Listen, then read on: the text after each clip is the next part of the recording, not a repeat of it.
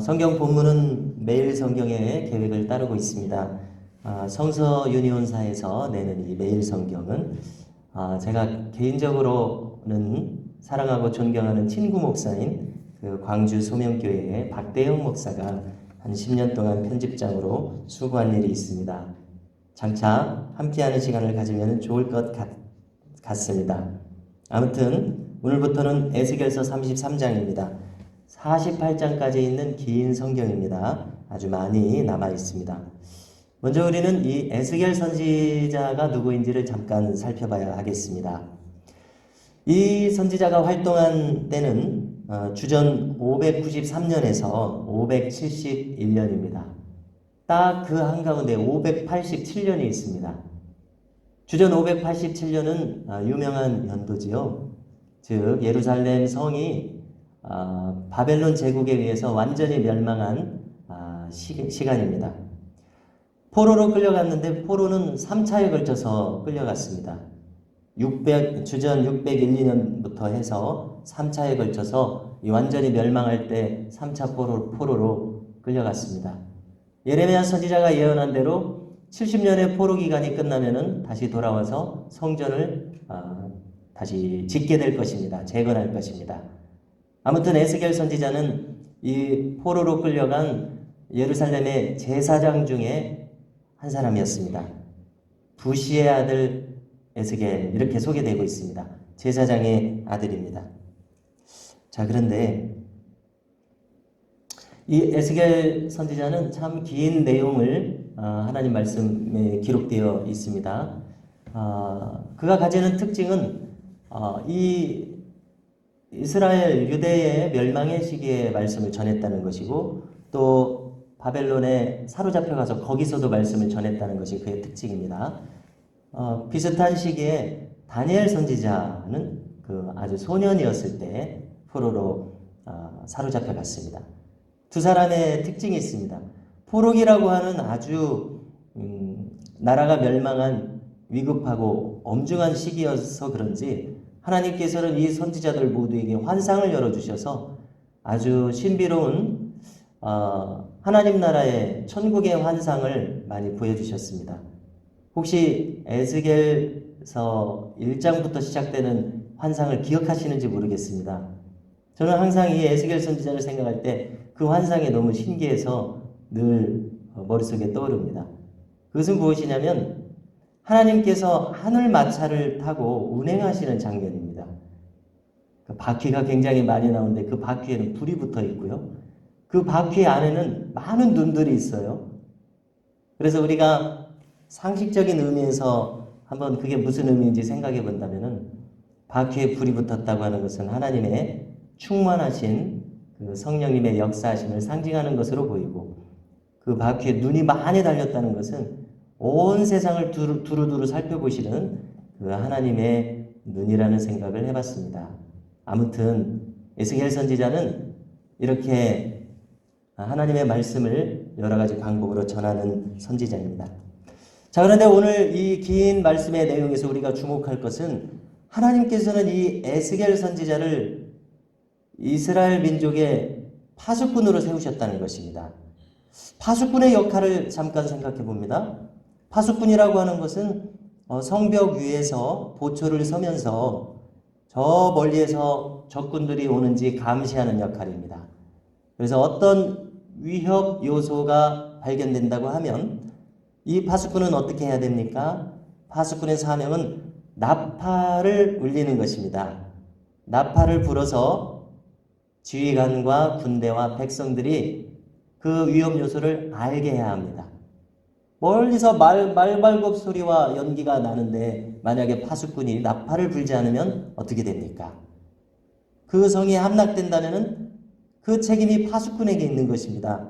경고를 하지 않으니까요. 자, 그런데 이 파수꾼이 경고의 나팔을 불었습니다.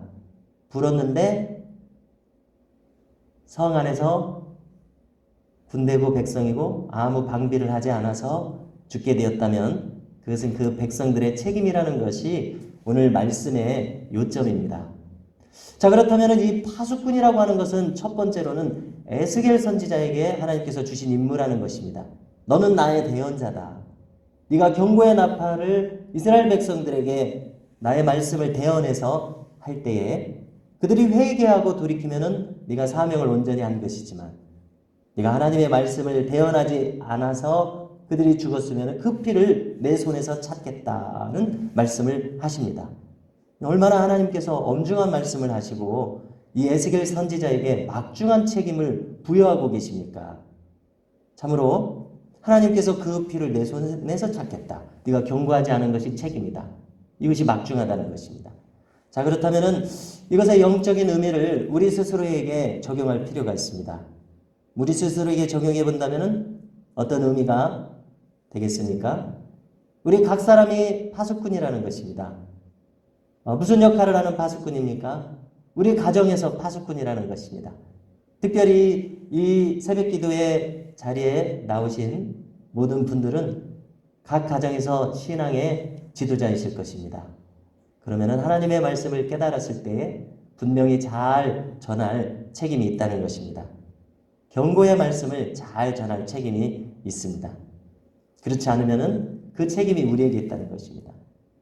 예를 들어서 저와 같으면은 온 교회에 하나님의 말씀을 대언하는 역할을 부여받았습니다. 제가 하나님의 말씀을 잘 전할 이런 무거운 책임이 저에게 있다는 것입니다. 주의 백성들이 죄에서 돌이켜서 회개하지 않는다면 그 책임을 저에게 묻겠다는 것입니다. 그런데 주의 백성들이 이 경고의 말씀을 듣고 돌이켜서 회개의 자리로 나아온다면 하나님께서는 오늘 말씀 중간 이하에 보니까 그 전에 지었던 죄는 다 도말하시겠다. 그 전에 지었던 죄는 하나도 묻지 않겠다. 이렇게 말씀하십니다. 제가 볼 때에 오늘 말씀에서 또 하나의 요절이 있습니다. 그것은 11절입니다. 11절의 말씀을 찾으셔서 함께 읽도록 하겠습니다. 11절 찾으셨습니까? 함께 읽습니다. 시작. 너는 그들에게 말하라. 주 여호와의 말씀이니라. 나의 삶을 두고 맹세하노니 나는 악인이 죽는 것을 기뻐하지 아니하고 악인이 그의 길에서 돌이켜 떠나 사는 것을 기뻐하노라. 이스라엘 족속아 돌이키고 돌이키라. 너희 악한 길에서 떠나라. 어찌 죽고자 하느냐 하셨다 하라. 아멘. 할렐루야. 여기 하나님의 본심이 나타나 있어서 너무 감사하고 은혜롭고 기쁩니다. 무엇이냐면 하나님께서는 악인이 악을 행해서 그 죄 때문에 심판을 받아서 죽는다고 할 때에 그것을 기뻐하지 않으신다는 것입니다. 아이고 악한 짓을 하더니 심판을 받아서 죽게 되었구나. 좋아하시지 않으신다는 것입니다. 하나님께서는 악인이 돌이켜서 돌아오는 것을 좋아하시지 악인이 심판받아서 멸망받게 되면 하나님이 가슴이 아프시다는 것입니다. 결코 그것을 좋아하지 않으셔요. 얼마나 하나님께서는 끝까지 우리를 기다리시느냐 하는 것을 보여주시는 대목입니다. 우리는 탕자의 아버지의 비유를 잘 알고 있습니다. 그가 돌아올 기색이 없는데도 끝까지 기다리는 아버지의 모습입니다. 우리 하나님이 이와 같으신 줄로 믿습니다. 그래서 우리가 어떤 극악한 죄를 지었을지라도 끝까지 우리에게 기회를 주시는 하나님이십니다. 그러므로 우리는 하나님이 이러한 분이신 것을 알아야지 그렇지 않으면 돌아올 수 없다는 것입니다. 가룟 유다가 하나님이 끝까지 기다리고 계시다는 것을 알았으면 끝까지 고집을 부리고 스스로 목숨을 마감하는 그와 같은 결말에 이르지는 않았을 것이라는 생각을 해봅니다. 우리도 이와 같은 하나님의 자유로움을 알고 있을 때 끝까지 기회를 주시는구나. 돌이킬 수 있는 그런 은혜가 우리에게 온다는 것입니다. 15절 말씀을 마저 읽고자 합니다. 15절 말씀을 함께 봉독하겠습니다. 시작. 저당물을 도로 주며 강탈한 물건을 돌려보내고 생명의 율례를 지켜 행하여 죄악을 범하지 아니하면 그가 반드시 살고 죽지 아니할지라. 아멘. 회개에 합당한 열매를 맺는 자 그는 살리라. 이렇게 말씀하고 계십니다. 이 말씀을 읽을 때에 삭개오 이야기가 생각나지 않습니까? 누가복음 19장 9절을 보니까 삭개오가 이와 같이 자기가 토색한 것이 있으면은 4배로 갚겠다고 했을 때 누가복음 19장 9절에서 예수께서 이르시되 오늘 구원이 이 집에 이르렀으니 이 사람도 아브라함의 자손임이로다. 아멘.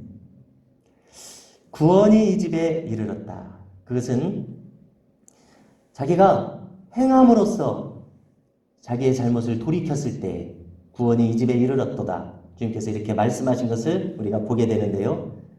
우리가 하나님의 말씀을 들었을 때 행함으로 돌이킴으로써 하나님께서 그가 마음을 돌이키는 것을 인정하신다는 것을 알게 됩니다. 오늘 말씀 마지막 부분에서 뭐라고 말씀하십니까? 너희가 각기 행한 대로 심판하리라. 20절 말씀입니다. 우리가 입술로만 신앙을 고백할 것이 아니라 온전한 행함으로써 이 신앙을 나타내는 삶을 살라는 하나님의 말씀을 잘 기억할 수 있기를 바랍니다.